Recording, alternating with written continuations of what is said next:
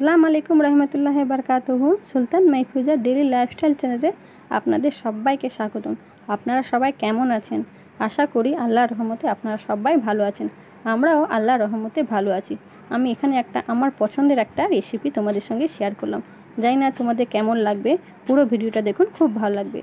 কিন্তু থাম্বনেল দেখে নিশ্চয়ই আপনারা বুঝতে পেরে গেছেন আজকে আমি কী রেসিপি নিয়ে এসেছি। ফ্রিজ থেকে মাংস বের করে নিলাম। এখানে আমি কুঁদরি নিয়েছি আর কি, বড় বড় কুঁদরি থাকে না, সেই কুঁদরিগুলোকে ফাঁক ফাঁক করে নিয়েছি আর কি। আর আলুকে এরকম ছোট ছোট ফাঁক করে নিয়েছি আর কি, এরকম আর কি। আর পেঁয়াজ কুচি নিয়েছি। ভিডিও দেখার সময় একটা লাইক দিয়ে আপনারা ভিডিওটা অবশ্যই দেখবেন। এদিকে আমি কুঁদরিগুলোকে ভালো করে ভেজে নেব, হলুদ দিয়ে আর লবণ দিয়ে আর কি, ভালো করে লাল করে ভেজে নিতে হবে আর কি।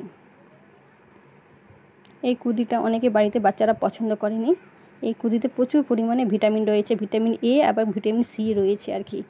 এই সবজিতে প্রচুর পরিমাণে ক্যালসিয়ামও রয়েছে।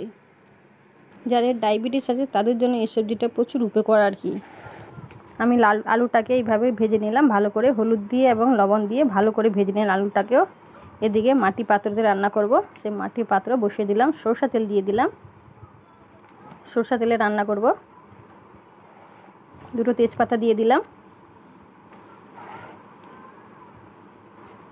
সব গোটা গরম মশলা দিয়ে দিলাম। এখানে দিয়েছি এলাচ দিয়েছি, দারুচিনি দিয়েছি, লবঙ্গ দিয়েছি আর কি।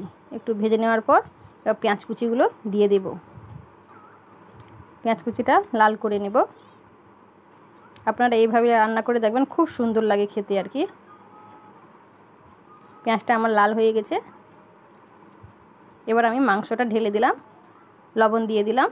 লবণ স্বাদ অনুসারে থাকবে, আপনারা দেবেন আর কি। ভালো করে মাংসটা একটু ভেজে নেব যাতে জলটা মরে যায় আর কি।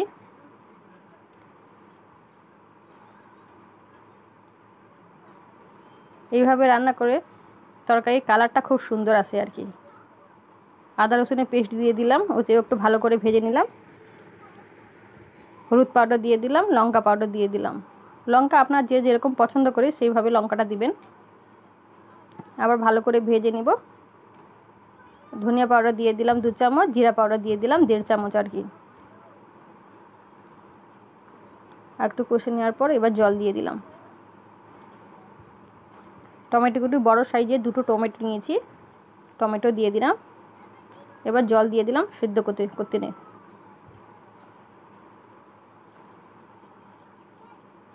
ঢাকা দিয়ে দেব।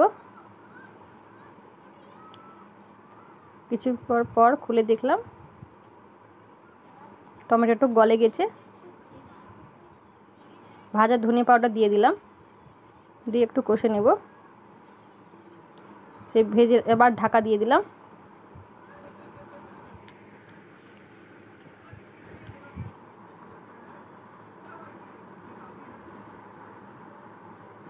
এবার ভেজে রাখা সেই কুঁদরি আলুটা যে ভেজে রেখেছিলাম সেটা দিয়ে দিলাম। ভালো করে আবার কষে নেব আর কি।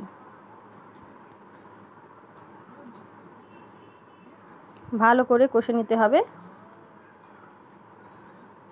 আপনারা বাড়িতে এইভাবে রান্না করে দেখবেন, খুব সুন্দর লাগে।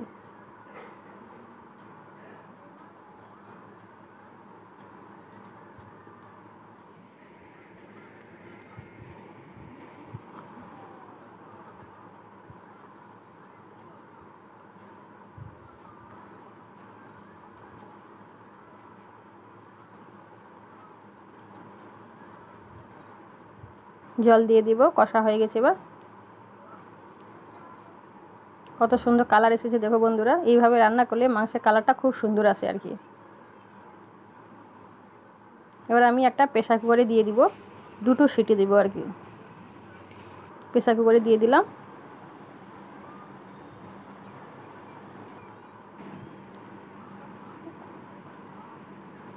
দেখুন বন্ধুরা কত সুন্দর কালার এসেছে, কত সুন্দর হয়ে গেছে। যদি আমার রেসিপিটা ভালো লেগে থাকে আপনারা কমেন্ট করে জানাবেন।